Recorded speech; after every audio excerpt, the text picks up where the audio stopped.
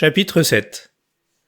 4 jours après ces curieux événements, un convoi funèbre partit de Canterville Chase vers 11 heures du soir. 8 chevaux noirs, la tête ornée de hauts plumets d'autruche, tiraient le corbillard, et le cercueil de plomb était recouvert d'un riche drap pourpre sur lequel étaient brodées en or les armes des Canterville. À côté du corbillard et des voitures, marchaient des domestiques portant des torches allumées, et toute la procession était fort impressionnante.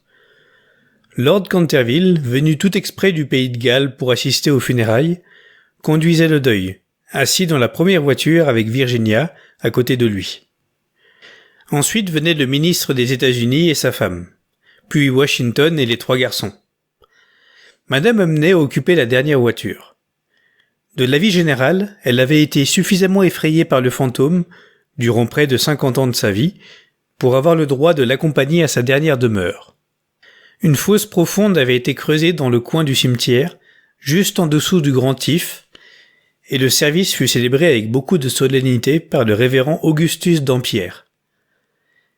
La cérémonie terminée, selon une vieille coutume de la famille Canterville, les domestiques éteignirent leurs torches, et, tandis que l'on descendait le cercueil dans la fosse, Virginia s'avança et déposa sur le couvercle une grande croix faite de fleurs d'amandier roses et blanches. Au même instant, la lune surgit de derrière un nuage et baigna le petit cimetière de sa silencieuse lumière argentée.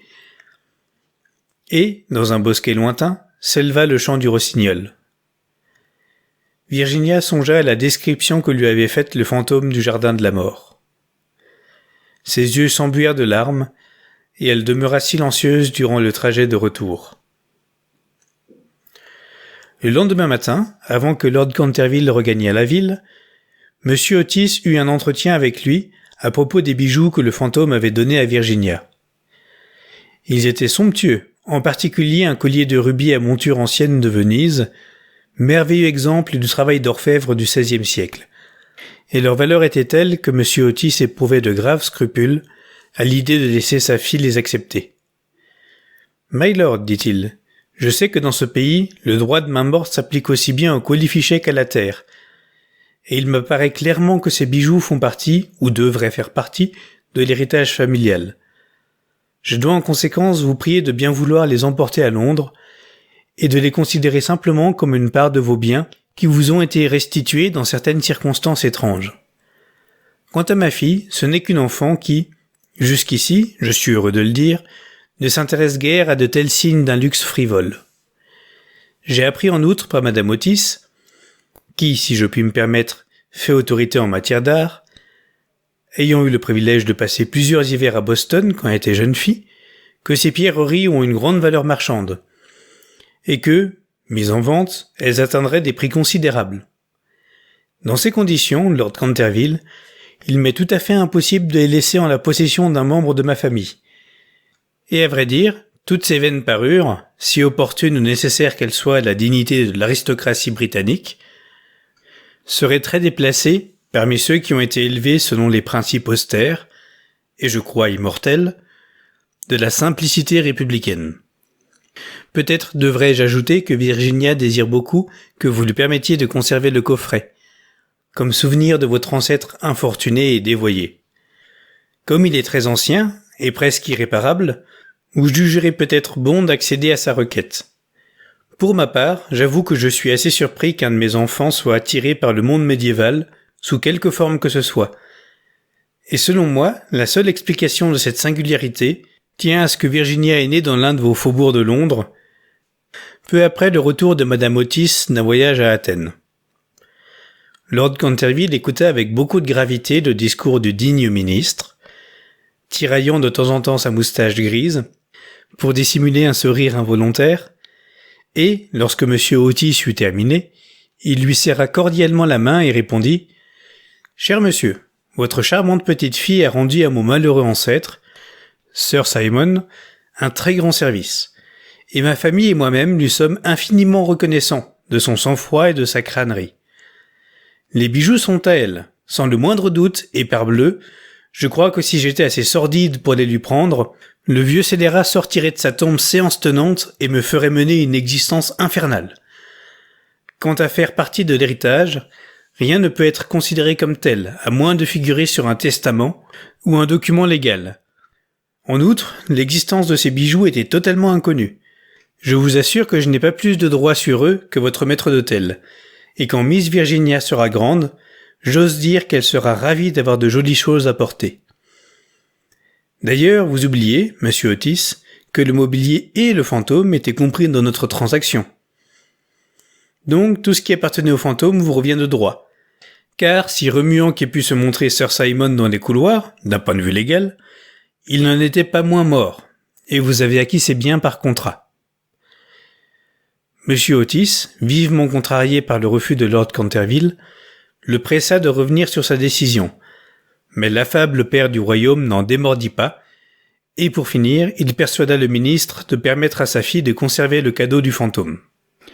Quand, au printemps 1890, la jeune duchesse de Cheshire fut présentée à la reine à l'occasion de son mariage, ces bijoux firent l'admiration de tous, car Virginia reçut la couronne, qui est la récompense de toutes les bonnes petites filles d'Amérique, et épousa son soupirant dès qu'elle eut atteint l'âge requis.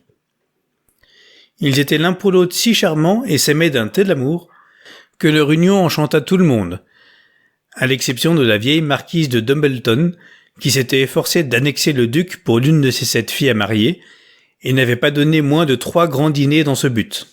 Dîner auquel, bizarrement, M. Otis lui-même avait été invité.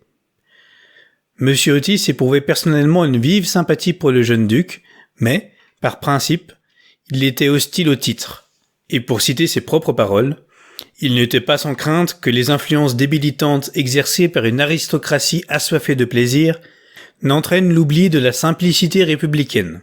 Ces objections furent néanmoins totalement battues en brèche, et je crois que lorsqu'il s'avança sur la nef de Saint-Georges, sur Hanover Square, avec sa fille à son bras, il n'y avait pas d'homme plus fier dans toute l'Angleterre.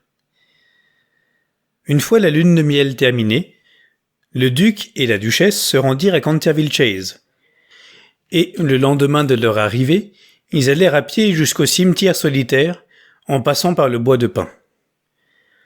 Le choix de l'inscription à graver sur la tombe de Sir Simon avait suscité des discussions ardues, mais pour finir, il fut décidé d'y graver simplement les initiales du vieux gentilhomme, avec le poème figurant à la fenêtre de la bibliothèque.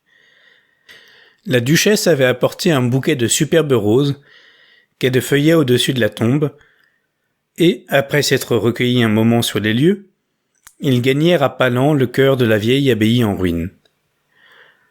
La duchesse s'assit sur une colonne qui gisait au sol, tandis que son mari, étendu à ses pieds, une cigarette aux lèvres, regardait ses beaux yeux.